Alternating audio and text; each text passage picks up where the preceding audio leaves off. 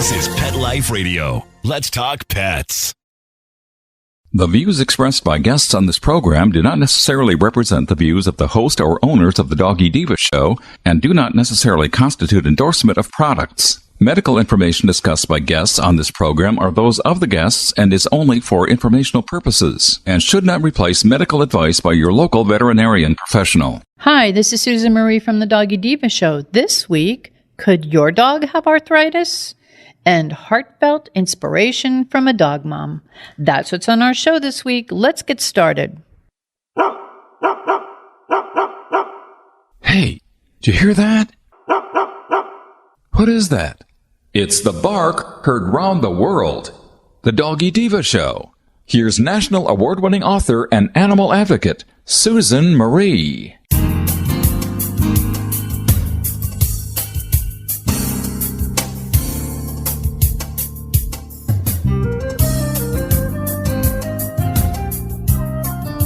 Hi, welcome to the Doggy Diva show, the show for animal lovers. I'm your host, Susan Marie, and as always, I'm joined by my canine co-hosts, the Doggy Divas themselves. Thank you for joining us today as we bring the experts in the pet and animal world right to you. Contact us at thedoggydiva.com. That's the DOGGYDIVA.com. We love hearing from you. So go grab a cup of coffee and your pet's favorite treat, and we'll be back in just a moment. How many of you have pets? My hand's raised. Now think about how lucky you are to have such a sweet little pet in your life, and that pet is lucky to have you too. But unfortunately, there are countless pets out there that don't have a home to call their own. However, Bob's from Skechers is trying to change that. So we developed Bob's for dogs and cats to help pets in need. With every purchase of adorable Bob's footwear or fun, stylish apparel, or even the cutest Bob's pet accessories, Skechers makes a donation to Petco Love to help save shelter pets. And with your help, we've already saved the lives of over 1 million pets and raised over $7 million. So while you're getting style and comfort with features like Skechers' famous memory foam cushioning, you're also helping to save an adorable pet in need and helping another lucky owner be connected with a future best friend and companion, because happiness is having a loving pet by your side. Find Bob's at a Skechers store, Skechers.com, select Petco locations, or wherever stylish footwear is sold. Let's Talk Pets on PetLifeRadio.com.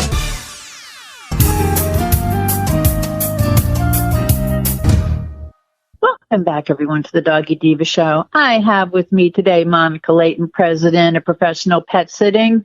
And Monica, sometimes with our dogs as they get older and even as they're kind of like in middle age, we start to see things that might make us a little worried about the way they are acting. Can you explain a little bit about that? They may be a little slowed down, maybe a little, I don't know, not what they used to be. Absolutely. So many pet owners may not realize that canine arthritis can come on at any age. We have our older pets that can get arthritis, but in some of our larger breed dogs, they can actually get it a little earlier in age as well. So that's why it's really important for pet owners to kind of be able to notice the signs and have help identifying whether that's something that's a normal activity level for that age, or if they may be having some uncomfortableness or pain due to arthritic conditions. So they came out with a new educational tool online for pet owners that I want to share with everybody because it's a really, really great tool. So it's called rethinkoa.com.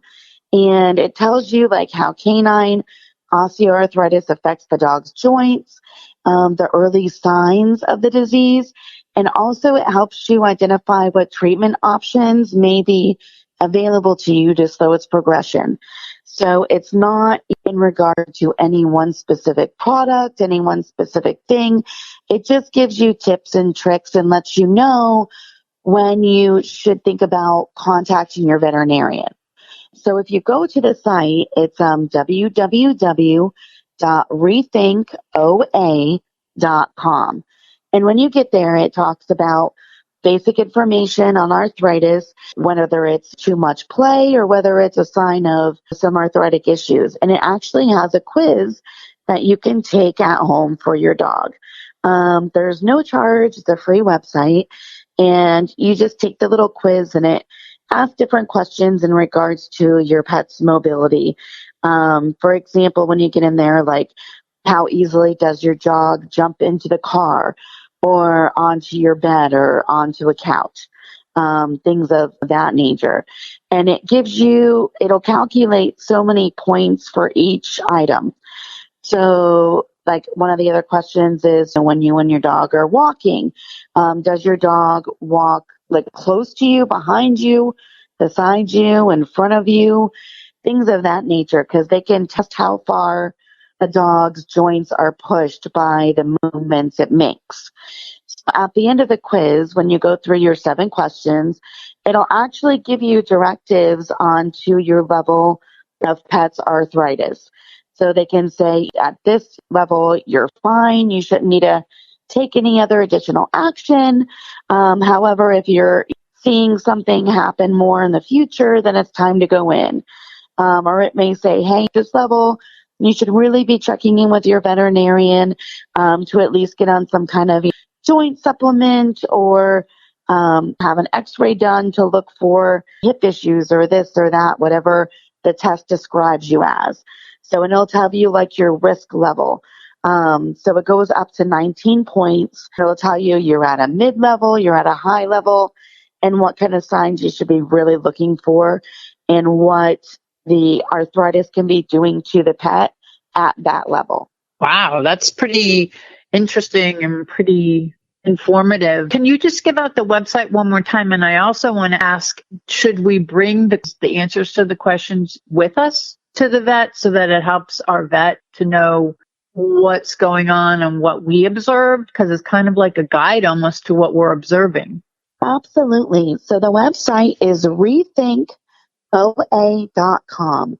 So rethinkoa.com. And it'll definitely mention to you that you should be checking with your veterinarian at your next appointment with what it's saying. Wow, that's really helpful. That's a great guide. Is there anything like working with our veterinarian that you see in your profession? I mean, you work with the dogs all the time. How this, I know it can't ever be totally cured, but help to alleviate the symptoms? Absolutely. So that's the main thing. Arthritis is tricky because it's not like you're going to go backwards in time. You know what I mean? If you start supplements for arthritis, it's not that it's going to stop the problem. You're just going to try to slow the progression. So that's why it's really important, especially with certain breeds and our like larger breed pets, our more active pets. They're having more friction on those joints from day to day, normal play. Just the size, overweight pets.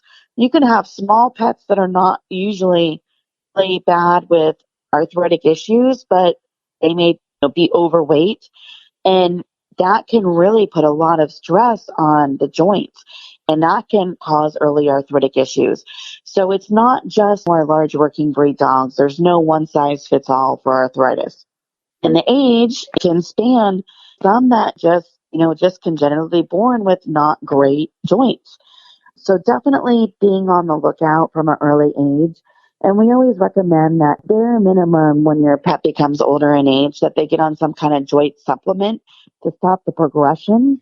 But definitely at a younger age, just being aware of what symptoms and signs to look for.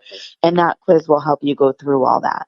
Well, Monica, this is great advice, great website to go to, very helpful. And it's also a great tool to help us to kind of present what the issues are in a very organized manner with our vets. Because you're right, this isn't something that ever can't be cured, but it could help to make things a little easier and the symptoms, alleviate the symptoms a little bit. Having 3 dogs with arthritis, I totally understand. So thank you so much. It's very, very valuable information.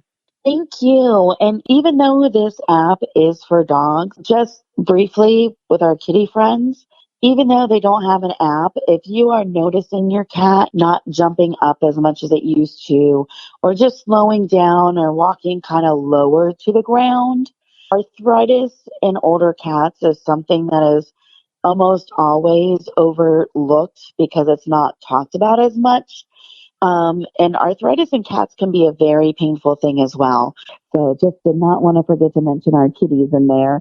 And even though there's not an app for the kitties yet, definitely, remember to talk to your veterinarian when you're in for your yearly visits or however often you're in about your cat slowing down with age. Well, that's great. And so for both dogs and cats, even though it's a canine presentation, I think that if people use it, and it's something that we should be observing in our dogs and our cats anyway, as they get older, or even, as you said, if they may be a little overweight or whatever could be helping to cause this, it's better to be ahead of it than to catch it when it's too late. So I thank you very much. This is great information, as usual. Thank you. Thanks. We'll be back in just a moment. Hello, everyone. Susan Marie here to tell you about the award-winning 3-book series, The Doggy Diva Diaries. It is a trilogy of heartwarming and inspirational stories about Miss Olive, a lonely little rescue pup, hoping to find her forever family and friends and a life filled with love. In this series, Miss Olive learns that it doesn't matter what you look like on the outside, it's the kindness and love you have on the inside that counts. Available at Amazon, Barnes & Noble, and other online booksellers. And please visit us at thedoggydiva.com for more information. Thank you, everyone. Coming up, a heartfelt and inspirational update from a loving dog mom. Stay with us. Take a bite out of your competition. Advertise your business with an ad in Pet Life Radio podcasts and radio shows. There is no other pet-related media that is as large and reaches more pet parents and pet lovers than Pet Life Radio. With over 7 million monthly listeners, Pet Life Radio podcasts are available on all major podcast platforms, and our live radio stream goes out to over 250 million subscribers on iHeartRadio, Odyssey, TuneIn, Stitcher, and other streaming apps. For more information on how you can advertise on the #1 pet podcast and radio network, visit PetLifeRadio.com/advertise today. Let's talk pets. Let's talk pets On Pet Life Radio. Pet Life Radio. PetLifeRadio.com.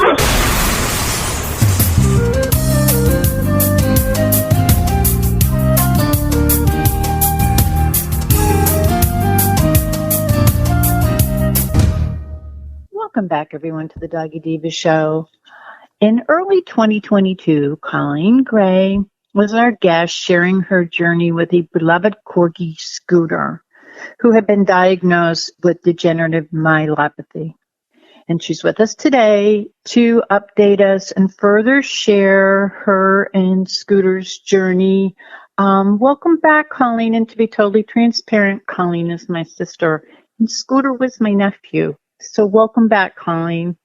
Thank you. Thank you so much for having us. It's always a pleasure to be here.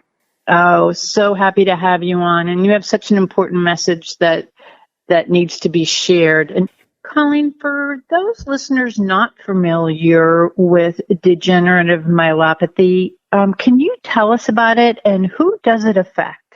Yes. So degenerative myelopathy is also known as DM, as you had mentioned. It's the canine version of ALS, which is Lou Gehrig's disease in people. It's a debilitating, progressive, and fatal disease caused by the degeneration of the myelin sheath of the spinal cord.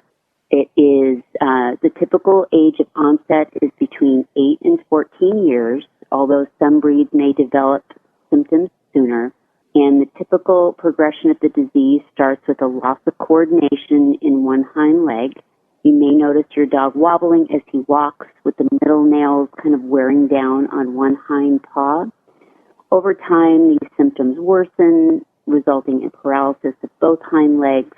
And if the dog lives with this disease long enough, it will result in paralysis of the torso and front leg. So it's a progressive disease, and there is no cure right now, but it is important to raise awareness about it because sometimes it's difficult to diagnose. Can you just tell us a little bit about Scooter and what his life was like before his DM diagnosis?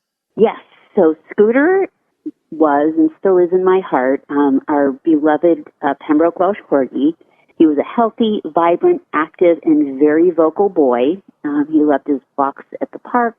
He loved going to the beach here in San Diego with our friends. He loved running around in our yard with our other two Corgis. And he also took classes weekly at our local obedience club, and he absolutely lived for those classes. He had so many friends there, and all of his instructors loved him, so it was always something we really looked forward to. So he was a very, very healthy, vibrant boy. I remember him very well, and he loved his classes. He was he was very, very active and everyone loved him. He just had a magnetic personality. He still does. But once he was diagnosed, how did your journey with Scooter change, and what things became very important to you?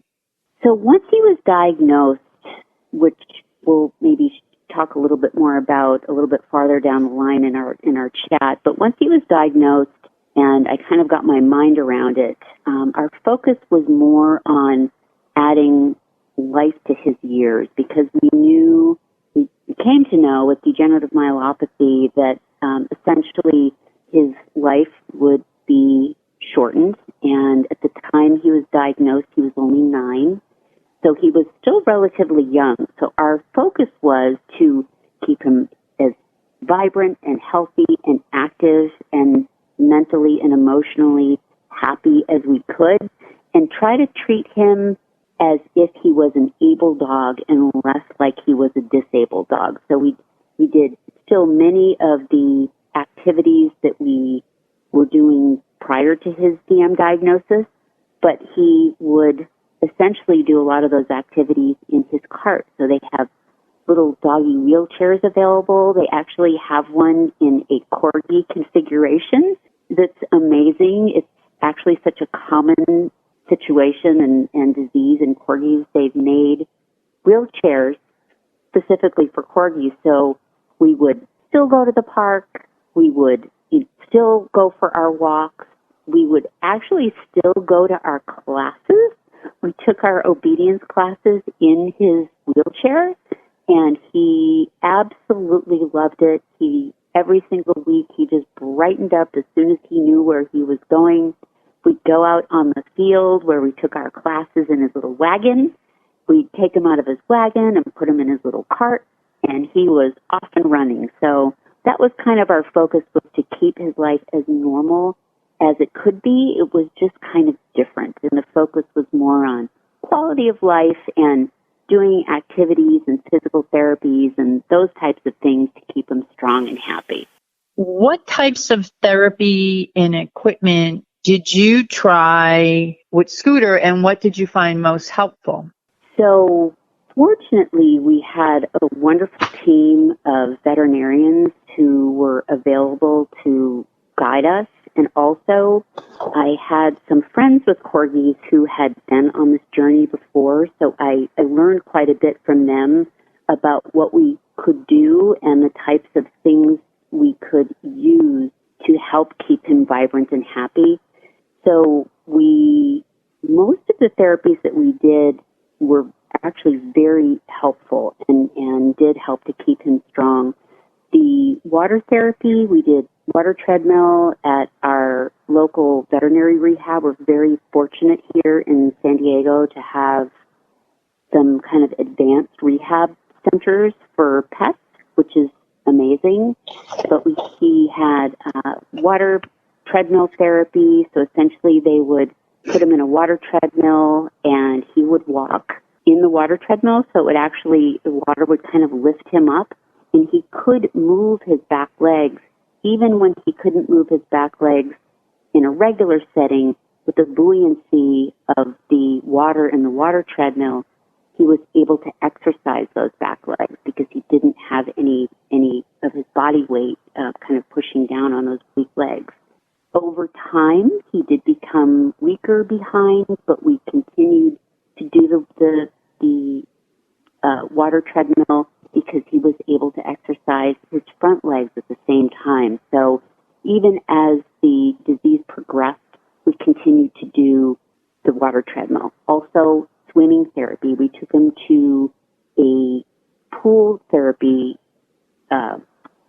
she was a pool therapy technician, and we would bring him to a pool. They'd put a life jacket on him, and he would actually swim around the pool in very, very warm water. It was about 85 degrees, and he loved pool therapy. He loved his pool physical therapist. And again, kind of as the disease progressed, he became less able to use his back legs in the water, but he was still able to use his front legs. He would often go, when we first started, he could only go maybe very short stints. And then after we had done 2 or 3 sessions and he had kind of gotten the hang of it, he could go maybe 3 or 4 minutes in the pool without a break and kind of progress from there. As he became a little bit weaker, of course, those stints in the water would become a little less long, but that did help keep him strong, again, because of that buoyancy in the water. We also did laser therapy, acupuncture, chiropractic, and we did get him out quite a bit in his cart, so he was able to walk to his best ability just out in a normal setting. So kind of all of those things contributed to keeping him mentally healthy and physically strong as best we could. When he did get weaker over time, we had a stroller called a Dogger. It was actually made specifically for dogs who had disabilities, and it was really nice. It was kind of like a baby jogger, but it was made for dogs, and we would put him in the Dogger. We'd get him out to the park and get him out on all kinds of walks, and it was really fun. So even when he couldn't get out so much in his cart, we were able to get him out and about in his Dogger. So over time, his therapies and the types of equipment that we used were, they kind of evolved. Very, very early on as well, we had a harness called a Help 'em Up harness, and that was very, very helpful at the very beginning. But again, we kind of evolved into these other pieces of equipment and the other types of therapies as the DM progressed. But it was amazing. We just kind of changed and as we needed to, and again with the help of our wonderful veterinarians and technicians, and also through some support groups on Facebook, Shade Out DM and Corgis on Wheels, we were really, really able to keep him as happy as he could be. And my sister lives in California. I live on the East Coast. And you did send videos, and he would be so happy in his wheelchair. He'd be running around and doing his little courses. And also, I remember the sister, and I remember telling you this, in his carriage, the one that you got him that's kind of made for the dogs with mobility, he reminded me of Leonardo DiCaprio. And in the front of the Titanic, he'd stick his head out over it like he just was, I'm king of the world. And he would be going around, and I used to send you that. I used to say, he's the king of the world. And he would just love it. He would have his head up and the breeze would be going through him. So what is important out of this is I think the sense of normalcy you tried to keep, so that Scooter didn't really know what was going on. He was still doing the things that he loved. He was just doing them in a different way. And that's so important because it not only helps to improve and maintain his quality of life as best it can, but it also has that mental stimulation. He was so happy. He was a happy little boy and got to visit everybody. He used to love to visit all the stores you went to. He had his little fan club who would love him, and I'd see the pictures of him in his little wheelchair going through. And it was just amazing what you did and how you maintain that sense of normalcy with what was going on. And you were learning as you were going along how to do this. So, I commend you, and listeners, there is what my sister is telling you, and I learned about this disease through Scooter too. I had no idea. You may get the diagnosis, but the interim of the diagnosis to when the disease takes your dog, you can make it so happy and so good for your dog so that he's enjoying life and you're enjoying life. When we last spoke, we did talk about some of these things, and you were actually learning more things that you could do with Scooter. Since we last spoke, you lost Scooter. Can you just share with us what happened? Yes. So DM is it's a disease that from the date of onset to the date of losing your pet can be as long as 3 years. When you think of ALS, when you think of people who have had Lou Gehrig's disease, and you think of their journey, it's quite similar in DM. So it can be a relatively longish journey. So we actually thought we were going to have Scooter longer. So he was 9 years old when he was diagnosed. As I had mentioned to you, he stayed really strong. His muscle mass year over year was actually better at year 1 than it was when we started taking his measurements. So he was in amazing physical shape as we continued to do these therapies. So although we were able to keep him strong, like with most injuries or physical conditions, kind of fringe issues or secondary or tertiary issues can develop because you move strangely or your body compensates in other ways. When you think of having like knee surgery or hip surgery or you have a back issue, your body just moves strangely and you develop these other conditions. So Scooter, as a result of his condition, his DM, he developed an issue with his neck. We're not quite sure how it happened. It could have been that he just moved the wrong way. We don't really know. So, we had it x-rayed. We had it ultrasounded. We couldn't see anything, that looked significant. So it was probably a soft tissue situation. We did laser, we did chiropractic, we did all the things that the veterinarians told us to do. We also gave him medication to help with the pain. He would feel better. Then it would become acute every once in a while. It was just one of those persistent conditions. And it was really only about in the last month of his life. So, after really, really focusing on that area with different therapies, in the middle of the night one night in July of 2022, he had a crisis moment. It was one of those situations where he had to go to the emergency vet. We literally picked him up on his bed. We didn't even move his bed. We just brought him out flat in his bed out to our SUV and put him in the back, brought him to the emergency vet. And it was one of those situations where they just could not resolve this acute neck issue. So the humane thing for Scooter at that point was to let him pass peacefully in our arms, which is what we did, and we did have to euthanize him.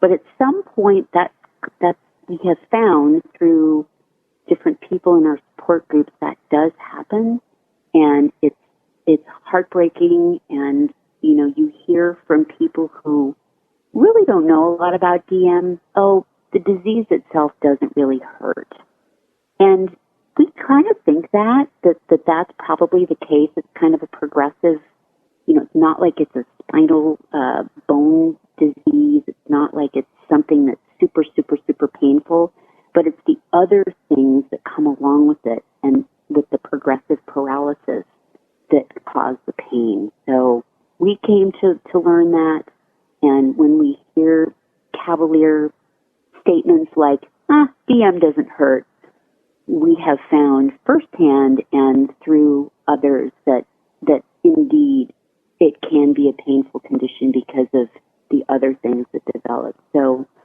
Scooter lived with DM for about a year and a half. We felt very, very, very blessed to have him for that long, and that's unfortunately how we lost him. So we're carrying on his legacy, paying it forward, and hopefully sharing information that others can learn from in his name, because he was just the best boy.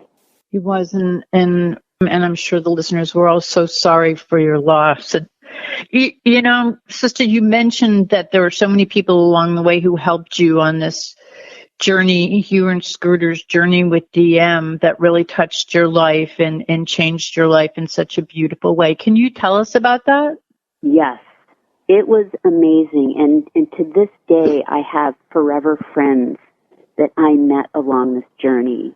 As I had mentioned, I had a couple of friends who had corgis who went through this journey, and they, although we were friendly, they were so helpful with kindness and love and advice. I don't know what I would have done without them. So here locally, my corgi people, my corgi friends were super helpful. The veterinary community was wonderful. Fortunately, I have a veterinarian who is familiar with degenerative myelopathy, and he was quick to refer us to a veterinary neurologist, who often, the veterinary neurologists are the ones who can truly diagnose DM. It's one of those diseases, it's by process of elimination. You can't fully diagnose DM actually until there's an autopsy. So you rule out things like, IBDD, which is the bones of the spine issue. There are all types of orthopedic situations that have to be ruled out, that they take blood work, et cetera, but a really good neurologist will be able to spot DM. Certainly you want to do all the tests that rule it out, but usually they'll help get you right into a physical therapy situation right away, because that's the only thing that there's some support that may slow down the clinical progression of DM is physical therapy. So my regular veterinarian was wonderful, the neurologist was wonderful, and at the neurology center, as a group of specialists, they actually had veterinary rehab, so the physical therapists were wonderful. Again, they're still forever friends of ours. We send them still, stay back and forth with communication. It's just wonderful. And also the people that I met through my support groups, Shade Out DM and Corgis on Wheels, I actually met some of them at a Shade Out DM walk. And Shade Out DM is an organization that raises awareness about DM, and we actually had a fundraising walk. I walked in honor of Scooter, and the founder of Shade Out DM, her name is Tani Beckman, has become a very close friend of mine, as well as her sister and other people that I walked with. There are people all over the world that I connect with on these Facebook groups that they helped me on my journey. When I had questions, I would just post a question on the Facebook pages, and then as I was learning, I would share information with them about what was helping Scooter and all that. So it's this beautiful community of really, really special people, and people who love and care for their animals that way, to that extent. It's really, really special. And I'm sure many of your, if not all of your listeners, are the same way. As we do all that we can to help make their lives better. And the beautiful people you meet along the way are just a real blessing. It's so important to have a support group. You have lived through this, and you've researched DM, and you've experienced it. Do you have any advice that you can share that would be helpful to our listeners who may be experiencing it or may experience it, so that it'll sort of help them? Absolutely. I'd be happy to share some thoughts. The first is your veterinarian, just kind of be aware that not all veterinarians are fluent in DM symptoms and et cetera.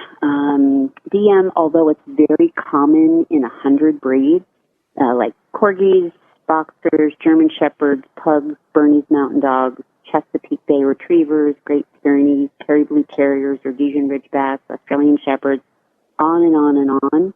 You would think that all veterinarians would really have their arms around this, and not all do. Some do, maybe many do, but just be aware that if you kind of see symptoms, actually, Scooter's groomer was the first one who noticed his symptoms. I didn't even know that much about DM. I've had Corgis for over 30 years. I didn't really know much about it at all. I knew it was out there. I didn't really even know what the symptoms were. But his groomer was actually, she's a Corgi breeder. She recognized it in him. And she said, I think you should probably get him to his vet and have him looked at, because this looks like it might be DM, which was such a gift, because I certainly would not have thought that right away. And my veterinarian, fortunately, is quite well versed in it. But even he said, Colleen, I think I need to send you to a neurologist, because this is kind of their thing. And I'm not sure if it's DM, but it kind of looks like it might be. Could be something else too, but I think we really need to have it looked at. So just kind of be aware that if you see that wobbling, I know we kind of talked a little bit about the symptoms at the beginning of our talk, like the wobbling, and if you notice they're dragging one of their back feet a little bit, it could be something totally different. It could be a knee injury. It could be all kinds of different things. But just kind of in the back of your mind, think that possibly it could be DM. And again, it's in 100 breeds. It's in mixed breeds. So it really affects a lot of dogs. So just kind of be aware about that, and maybe ask your veterinarian about it. Maybe even do a little research on your own. The other thing that was really helpful for us was that we had pet insurance.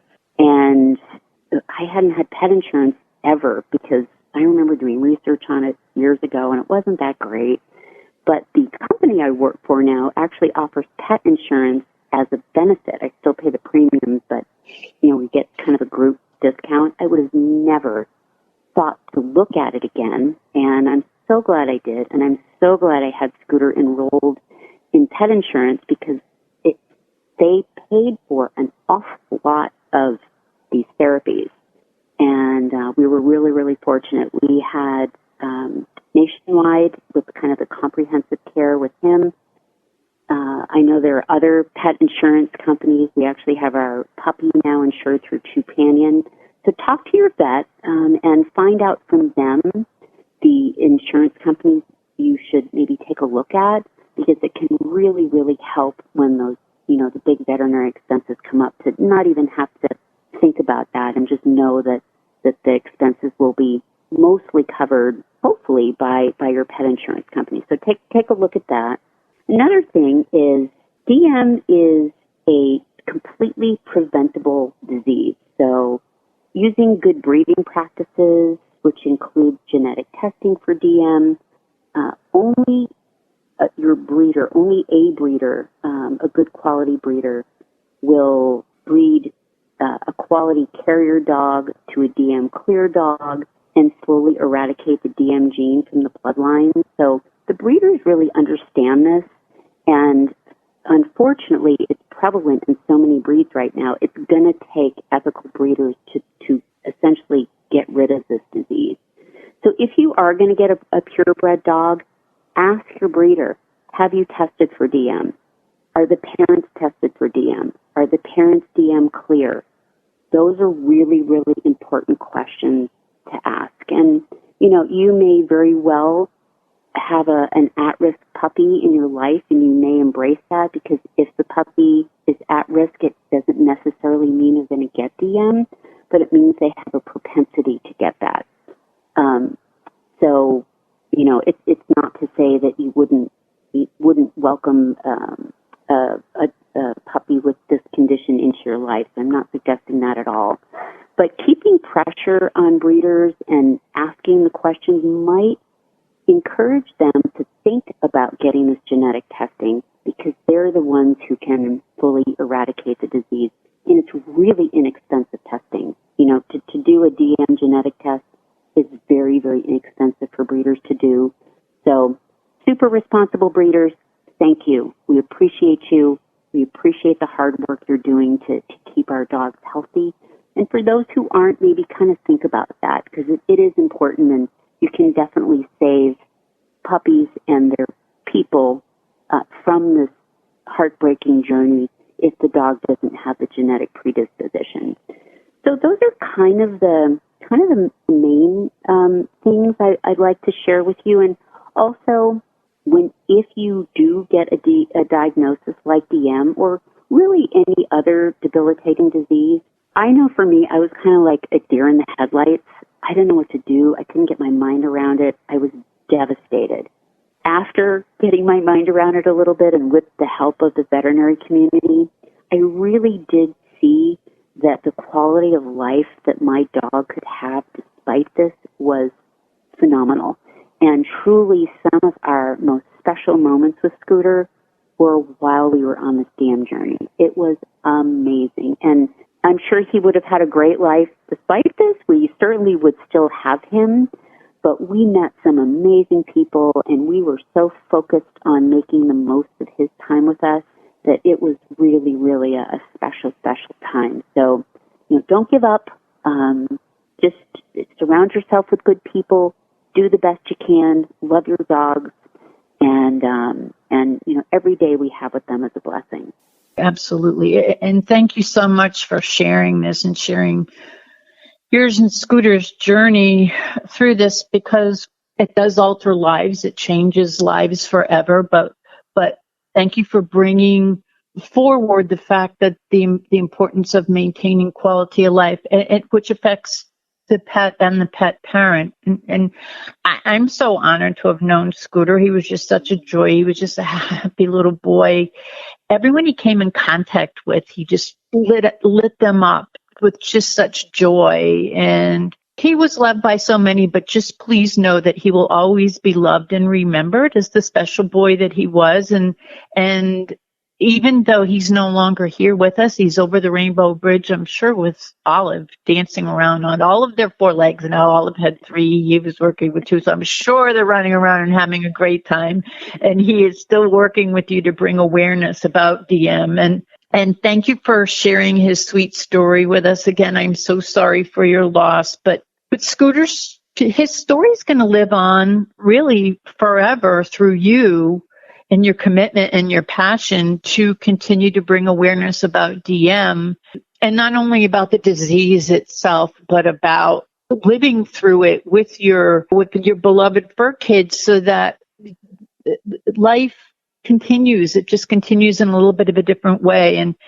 And your knowledge and insight, it's going to inspire others. I'm sure it's inspired the listeners right now. I know you inspired me, because I was learning along with you, and I was amazed at your insight and your dedication and the knowledge that you acquired. And thank you for sharing that with us, because I believe it'll help pet parents who are faced with a similar diagnosis with their precious fur kids. So on behalf of pet parents everywhere, as well as myself, I want to thank you, and thank you for sharing your story about your beloved Scooter. We're so sorry for his loss, but as I said, I believe him and Olive are over the Rainbow Bridge, running around on all 4 legs, doing something that they lost the ability to do here, but are running around going, "Go, Mom, keep sharing my story. I'm doing really good over here." So thank you so much, Colleen. I appreciate your coming back to share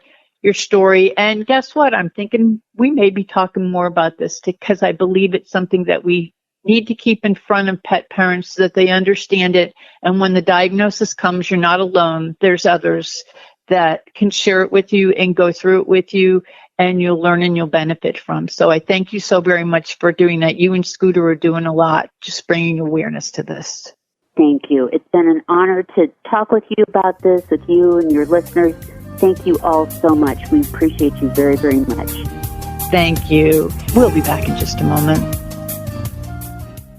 Pet Life Radio, the #1 pet radio network on the planet, joins forces with iHeartRadio to put the power of your pets in your pocket. Awesome. Download the iHeartRadio app and rock Pet Life Radio on your phone, on your tablet, on your Xbox, in your car. Pet talk, pet tunes, and fun pet times. Pet Life Radio and iHeartRadio. Positively Possum. We would like to thank our guests this week. And also, as our Doggy Divas always say, please love your pets because they love you unconditionally. And please remember to adopt, foster, spay, neuter, and microchip. And as always, please have a great Diva week, everyone.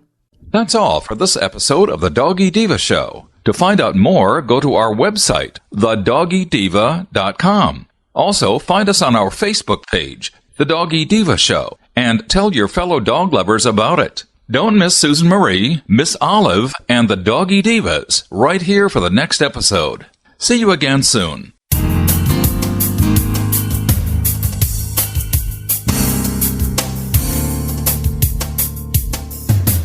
Let's Talk Pets, every week on demand, only on PetLifeRadio.com.